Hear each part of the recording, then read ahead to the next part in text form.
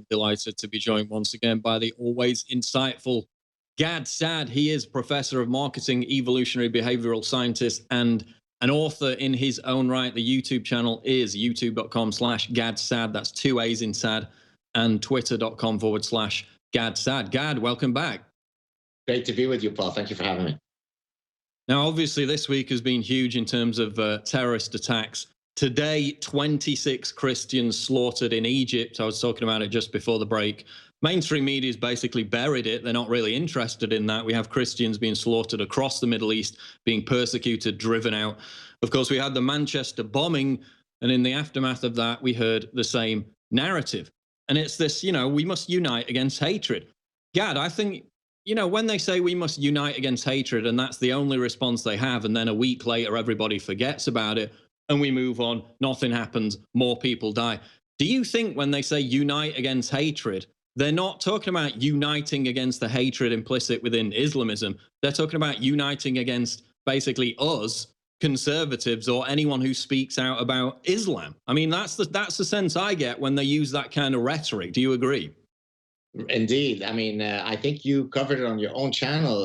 The Professor Dr. Katy Perry came out with a very brilliant strategy for we just need to unite. We need to hug it out. We need to band together. No more borders, no more walls, and the problems will be resolved. If only I knew that when my family were escaping persecution in Lebanon, we could have hugged it out and we could have remained in Beirut.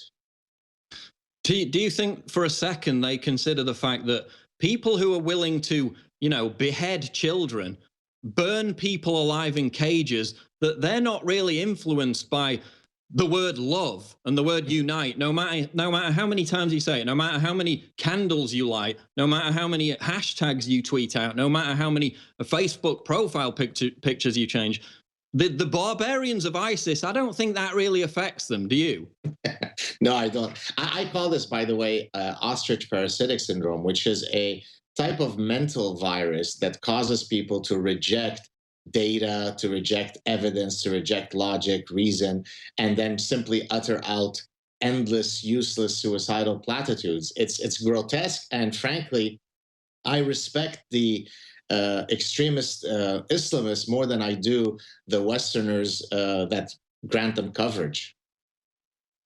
I still struggle to grasp it. Do you think somewhere in the back of their minds, these people who after every single terror attack say, let's worry about Islamophobia, right? That should be the main concern, is people saying mean things to Muslims on public transport. That should be the main concern after an Islamist has just slaughtered 22, 23 people, mainly young girls.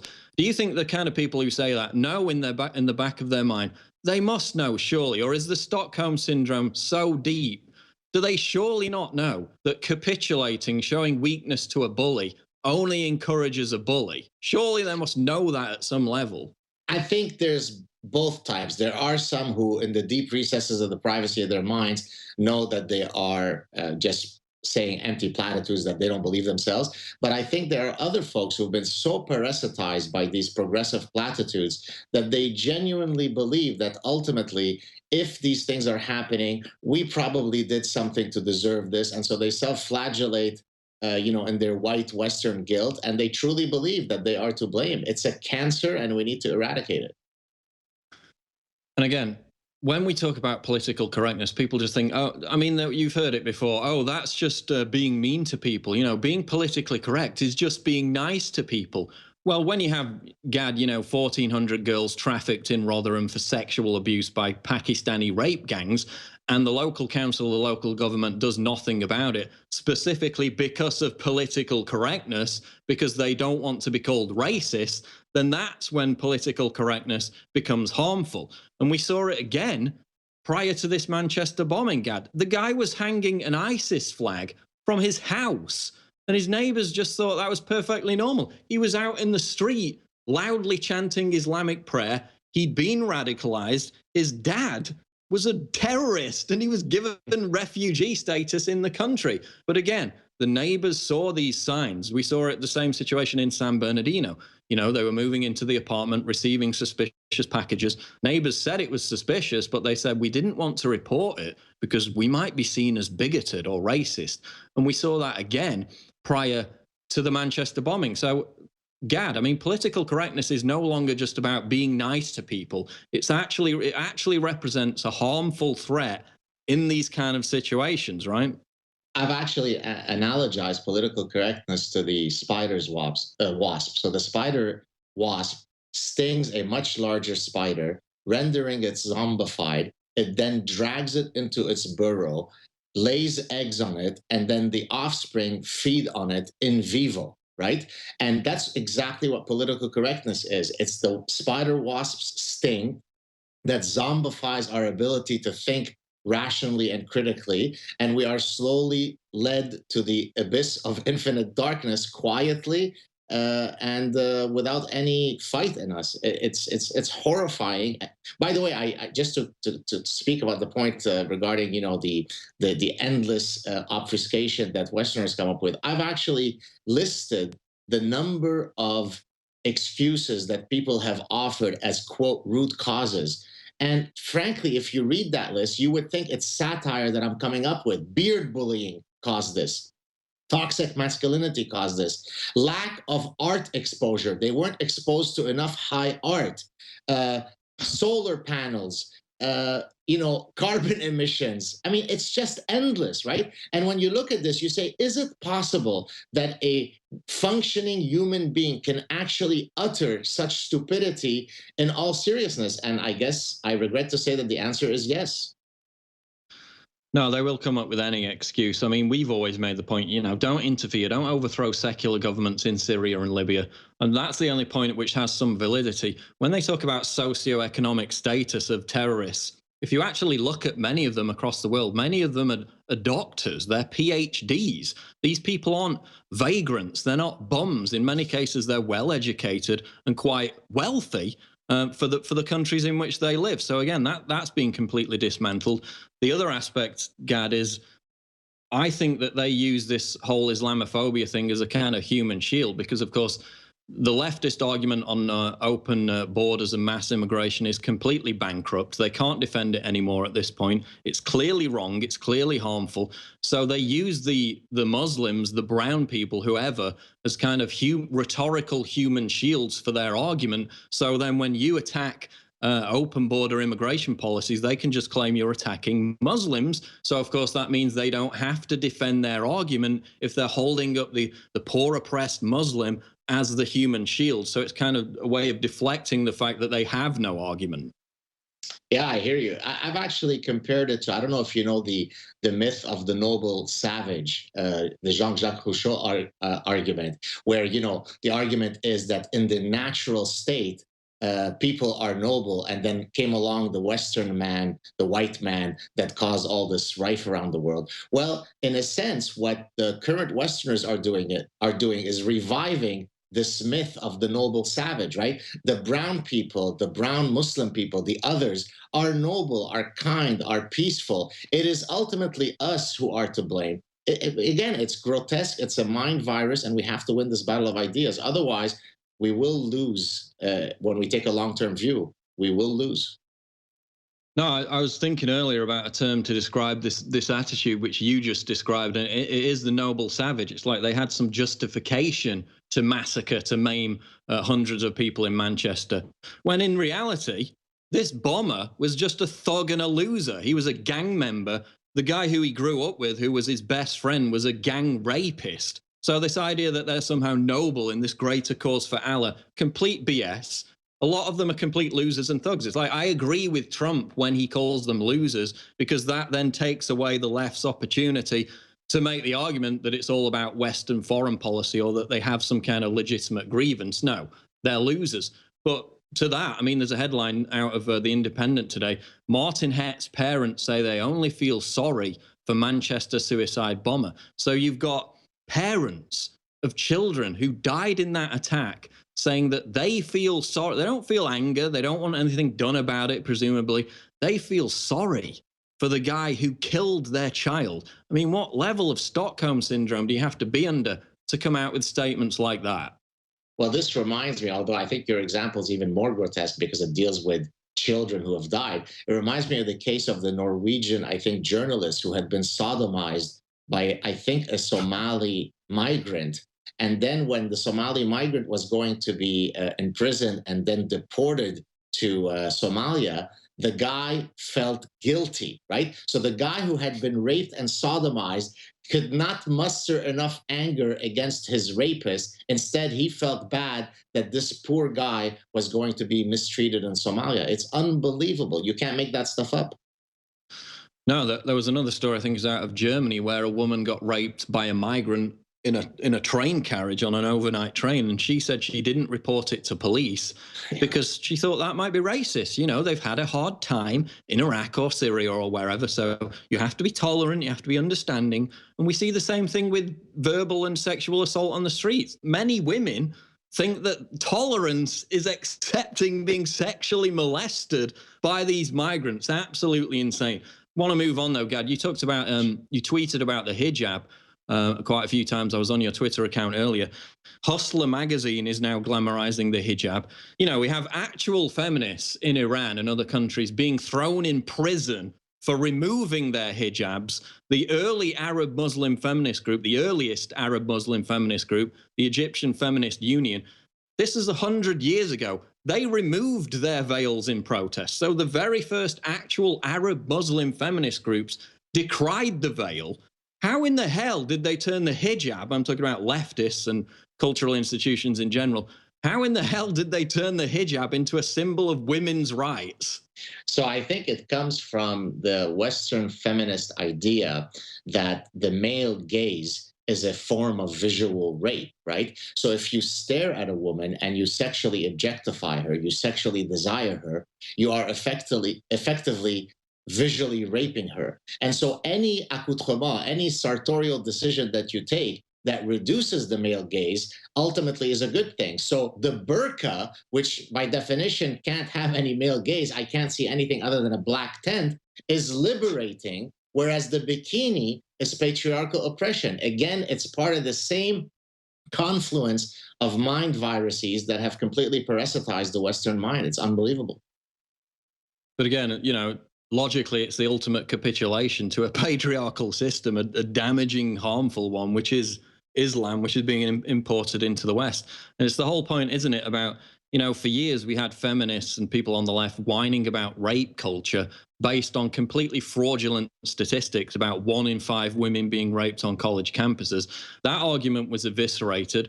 Then along came hundreds of thousands of migrants who imported an actual rape culture into Europe, and they're absolutely silent on it. In fact, Gad, I think it was after the Cologne incident, you know, the mass molestation, the feminists, the local feminists, went out to the migrant camp and gave out roses to the migrants after some of them had been involved in this mass molestation, which again, you know, it's the ostrich effect you talked about. They would rather be raped or even die than be called a racist. I mean, people just can't grasp that kind of mindset, but that's what's happening, right? Yeah, I think in Sweden, wasn't it the Swedish police who came up with this Einstein decision of having a bracelet on women that says, "No, this is my body. You can't touch me." And they were very surprised when apparently the migrant men were not moved by this powerful feminist symbol, and they still attacked the women. Surprising, isn't it? Well, in Finland, they had we played the video. They had a woman using the force, and she was holding her arms out to a potential rapist, and you know, just encouraging him not to rape her by using some kind of invisible force field. Yeah, I don't think that'd work that great in the migrant suburbs of Rinkeby or Stockholm or anywhere like that. But you did post something which was fairly positive, I think, on your Facebook page, where you talked about how the quote battle of ideas will be won. Can we rely on Muslims within the Muslim community to reform Islam, given that those who have tried, who have become ex-Muslims, you know, are met with death threats, censorship, and violence? Where is this reform going to come from? I don't. I've spoken quite openly about my pessimism regarding any reform initiative. I think ultimately what's going to have to happen is that the West is going to have to realize that there are inherent elements of Islam, not all of it. There are some spiritual parts that are perfectly livable with, if I can put it that way. But there are other parts that are simply, there is no way to slice them and dice them in any way and reinterpret them or reanalyze them so that they become palatable to our Western values. And in that case, those particular passages, I suspect down the line, some legal scholars will deem them to be seditious to our Western values and somehow find a way to consider them incitement to hate and ban them. I really don't see, look, we're going to solve this problem either peacefully or violently. I still hold out hope that we will do so peacefully, but there's no way to do so peacefully while rearranging the decks on the Titanic while the Titanic is sinking. While reform is ultimately a losing battle, we have to recognize that there are elements of Islam that cannot be reformed, and then the next step is to decide what to do with that. What can we do about that? And of course, one thing is to admit that there isn't a Quran version 2.0. The radicals, as they call them, are reading the exact same damn book as everybody else, as the moderate Muslims, as the nominal Muslims. But we have this idea that they're somehow inspired by something completely different, Gad, when they're reading the exact same book. And people say, oh, Islam, the Quran is about peace. I mean, if you kill one person, you kill the world. Well, yeah, but then somewhere else it says kill all the infidels. That's the same book being read by ISIS. There's not a Quran version 2.0. And not only that, the earlier the passage that says all the peace stuff has, from a doctrinal perspective, has actually been abrogated, has been nullified. So if there's a passage that says be peaceful, and then another one that says don't be peaceful, if the later one comes, then it supersedes the earlier one. So it's not as though there's a contradiction. From a doctrinal perspective, all of that peaceful Meccan stuff has been abrogated. And so you're exactly right. There is no set of codes that we could go to called radical Islam or Islamism or jihadism or militant extremism. It's all contained in the same set of sources. It's the Quran, it's the Hadith, and it's the Sirah, the biography of Muhammad. That's it. And it's the same thing with Ramadan. The later teaching overruled the previous teaching. So the original teaching said that Muslims had to be peaceful during Ramadan. They couldn't attack anybody. It was later superseded by a teaching which said the exact opposite, that that is the perfect time to be deceptive and to launch attacks. And lo and behold, today we have ISIS ordering people to launch more attacks during Ramadan. We'll be back with Gad Saad on the Alex Jones Show Live. Stay tuned. We're back live on the Alex Jones Show. Going to go back to Gad Saad here in a minute. First, I want to direct you again to InfoWarsStore.com for the Memorial Day mega special. As I said, we're under assault, constant assault, financial attack. You see what they're trying to do with Hannity, targeting his advertisers. We've been targeted as well, especially with the YouTube demonetization, which has been going on for months, where they've basically wiped out 80% of our income on that platform. So we rely on your support more than ever, and you've done everything, and it's been an amazing effort to see us through this difficult time. So please continue to do so by getting the products at InfoWarsStore.com. We have the Memorial Day mega special, huge mammoth discounts on everything from Silver Bullet, colloidal silver, to Brain Force, to Knockout, 50% off Knockout, 65% off Silver Bullet. That is a huge discount. We also have the Conservatism is the New Counterculture t-shirts and mug. This triggers the libtards like nothing else. We've monetized liberal tears, proving very popular indeed. High quality, big fat chunky mug, high quality stenciling there. The t-shirt is also made in the USA. It is high quality. All those products available right now at InfoWarsStore.com. Gad Saad, before we get into the Bill C-16, which I think we'll dip into that after the next break, G7 happening in Sicily. They've got the boats coming in from Libya. I talked about this earlier, where the NGO ships go to 12 miles off the coast of Libya. Basically, it's a taxi service. They bring these migrants who, most of them aren't from Libya. They're definitely not from Syria. There's no black people in Syria. You don't get black Syrians. But of course, nobody asked that question. It's still framed as the Syrian refugee crisis. You've got 200,000 Africans arriving in Italy every single year. Half of them just go missing. But Gad, they've suspended the G7, the migrant boats arriving in Sicily for the duration of the G7 conference. Well, I mean, what does it say about the political class that they don't want to be faced with the reality of their own policies while they inflict them on everyone else? Apparently, they can't handle the cultural enrichment that might come their way. Others should be culturally enriched. They're already sufficiently haughty and culturally enriched. So I can't think of any other reason other than that, right? I mean, it's absolutely incredible that I mean, Merkel, they're all bowing down to her. Did you see Macron, and we played the video earlier, we can roll it again. Macron walks up to Trump. Obviously, you know, it's Trump's first appearance at one of these kind of international conferences. He's at the front of the queue. He's the new president of the United States, leader of the free world. Macron completely blanks him, goes to Angela Merkel, blanks him again, shakes hands with these other two basically nobodies in comparison to Trump. And only at the end does he actually acknowledge Donald Trump. Do you think, I mean, have you seen the video? Do you think that was deliberate? I just watched it now while you're playing it. Look, posturing is part of the nonverbal communications that many animals engage in, including humans. So I think you're probably right that there was a bit of signaling that was going on there. But that's to be expected given the reality of the European progressive mind, right? Well, exactly. I mean, we had the election of Macron just a few weeks ago, and he's already proving to be the little manlet that everybody thought he was. We're coming up on a break again, Gad. We're going to get into this Bill C-16. This is a bill. And by the way, we've got a video coming up, which we'll play after we've finished here with Gad, where they send basically a 300-pound drag queen who looks like a clown into a school. And this individual is teaching 4-year-olds about, quote, gender fluidity. You will not believe this video that we're going to play in the next hour. Absolutely incredible. But after the break, we're going to get into this with Gad Saad, because there is now a bill pending in Canada, which, and we're going to drill into the details, may make it a crime to disrespect somebody's gender pronoun. Absolutely incredible. Going to get into that after the break on the Alex Jones Show. Live breaking news at Infowars.com. Don't go away. Hey, what's going on, everybody? This is Joe Biggs with Infowars.com, and liberals have finally hit an all-time low. That's right. They are doing drag queen story hour at little schools. I mean, kids that are like 3 and 4. Bringing these little drag queens, well, actually not little, it's pretty big. It looks like Bozo the Clown. Bringing them around their kids and going, who wants to be a drag queen when they grow up?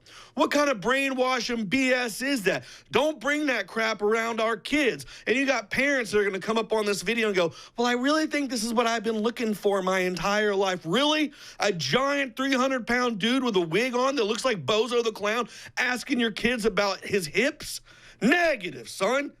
That is completely and totally wrong. But hey, what do I know? You're the same kind of people that'll get beat up and killed by ISIS and then go hug a Muslim 10 seconds later and then do another hashtag pray for this, hashtag pray for that, candlelit vigil here, candlelit vigil there, and nothing ever changes. You guys are completely losing the war of humanity.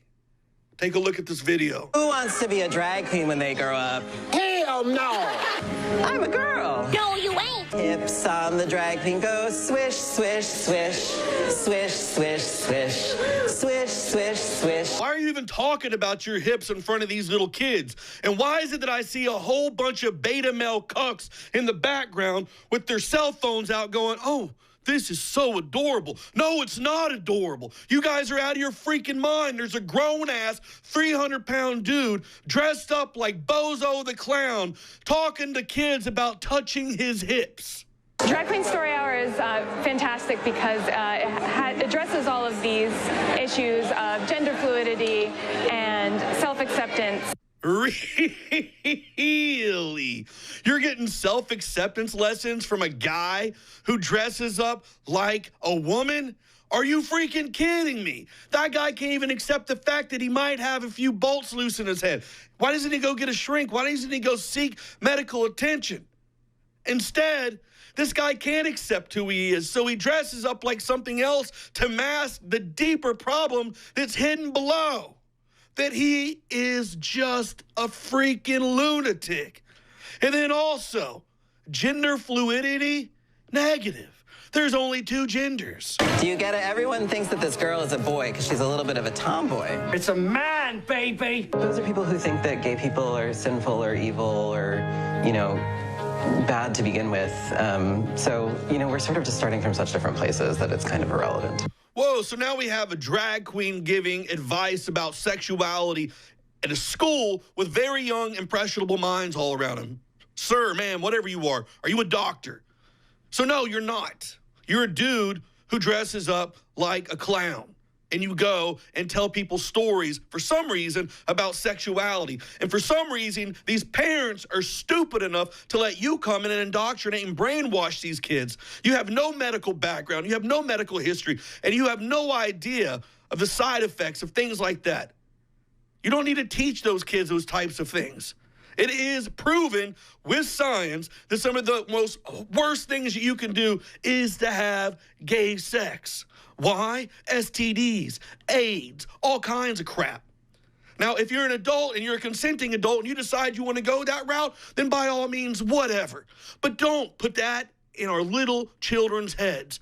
I don't find this okay. I think this is sick and disturbing that this kind of thing would be allowed into a school like this. It's great. So much energy. Did you like it? Yeah. You know, that's what I'm looking for in all of our outings, is to present different ways of being in the world and make that fun and available to my kids. The hands on the drag queen go jazz, jazz, all through the town. Man, this is some bullshit! Boo this man! Absolutely revolting. We'll be back to get Gad Saad's take on it after the break. It's the Alex Jones Show live. Don't go away. We're live on the Alex Jones Show talking to Professor Gad Saad. That is G-A-D-S-A-A-D. You can find him on YouTube under that name and Twitter. Also, Gad, you heard the clip. You saw the clip before the break. I mean, when I was in school, I didn't even have sexual thoughts or think about anything like that until the age of, 9, 10, 11. They're teaching 4-year-old kids via this fat, clownish drag queen about gender fluidity.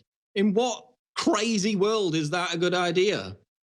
Well, I think it comes from the wrong view of the human mind as a empty slate, right? It's called the tabula rasa premise, which basically says we're born with no biological blueprints, no biological imperatives, and it's socialization that then causes us to take the particular trajectories that we do in life. And so if you subscribe to that particular view of the human mind, then, hey, I gotta get the brainwashing started early because the mind is empty. There are no biological imperatives. And so let me start inculcating all this political ideologies, all this activism into these young, gullible children. It's grotesque. It's the same argument they use for feminists. Some of them want to have sports mixed gender because they claim that, for example, women aren't as good at soccer as men because they didn't grow up playing soccer and it wasn't socialized into them. No, bone mass, stamina, muscle mass, all different. There are two genders. There are biological differences. That's why men in general are better at sports. It's biological. I want to ask you about Bill C-16, though, because you recently testified in front of the Senate in Canada about this. It would, quote, add gender expression or identity as a protected ground to the Canadian Human Rights Act and also to the Criminal Code provisions dealing with hate propaganda, incitement to genocide, and aggravating factors in sentencing. Gad, what exactly is the scope of this? Are we talking about people possibly being arrested or fined for not using the right pronoun? So I tried to exactly contextualize the difficulties with this bill in terms of how vaguely worded it is by looking at what I do in my life, which is I'm a professor who teaches about evolutionary psychology, about innate sex differences and how these manifest themselves in all sorts of ways. Now, Harvard University's LGBTQ office came out with a pamphlet that basically said, and I'm quoting, that it is transphobic systemic violence, right? This wasn't a metaphor. It is systemic violence to promulgate the notion of fixed binaries and biological essentialism. Fixed binaries is male-female. Biological essentialism is to resort to some biological argument to explain something that deals with human affairs. So by that definition, anything that I teach in my courses would be transphobic systemic violence, right? So for example, if I explain how the process of sexual selection results in evolved differences between the two sexes, well, someone could come along and say, but I am a non-gendered person, I'm a non-binary person, you didn't include me in your class material, and therefore you're being prejudicial, you're being biased. When I tried to raise all these concerns with the senators, they scoffed and laughed and so on, and then one person actually accused me of being pro-genocide for simply offering possible warning signals regarding how badly phrased the bill was. It was simply astonishing that in the 21st century, a scientist had to go in front of the Canadian Senate to argue that there is such a thing as male and female when it comes to a sexually reproducing species. It's unbelievable. And we saw the Bill Nye farce a couple of weeks ago where they actually censored part of his original 1996 show, which was basically someone just talking about chromosomes and how there are two biological genders. They actually censored that from the Netflix version. Now he's on Netflix talking about how it's all fluid, calls himself the science guy. Absolutely absurd. And also you talked about this new redefinition. You having a different opinion to them is now not just, oh, you're a Nazi, you're hateful. It's actual violence. Yeah. Gad, I mean, do words just sprout fists and start punching people in the face now? How do words and opinions translate into violence? I think it's part of what I call collective Munchausen, right? Munchausen is when you feign an illness or an injury so that you can garner sympathy and empathy. Well, this whole victimology ethos that is at the root of all of this social justice warrior activism is ultimately rooted in this collective Munchausen, where I use the following example in my opening remarks at the Canadian Senate, right? René Descartes said, I think, therefore I am. The new motto is, I'm a victim, therefore I am, right? I don't exist unless I could, provide a victimology narrative that defines me. And that's the problem, right? Is that these guys operate within a currency of victimhood, and that has to stop. And some are more victimized than others. Some are more equal than others. If you're a white straight male, you're at the bottom of that league table. Of course, it's the oppression Olympics. Gad, we're coming towards the end of this. Just tell people how they can find you on Twitter and about your YouTube channel. Thank you for asking. So on Twitter, at Gad, G-A-D-S-A-A-D, please follow me. And then you could go check out my YouTube channel. It's basically a bunch of clips. Sometimes it's just lectures. Other times I'm chatting with people. It's The Saad Truth, S-A-A-D, Truth. Check it out, subscribe, donate. Look forward to interacting with you there. Okay, and I'll be sure to make an appearance on your channel soon. Gad, thanks for joining us today. Real pleasure. Talk to you soon. Cheers. Okay, there goes Gad Saad. Extremely insightful chat as per usual.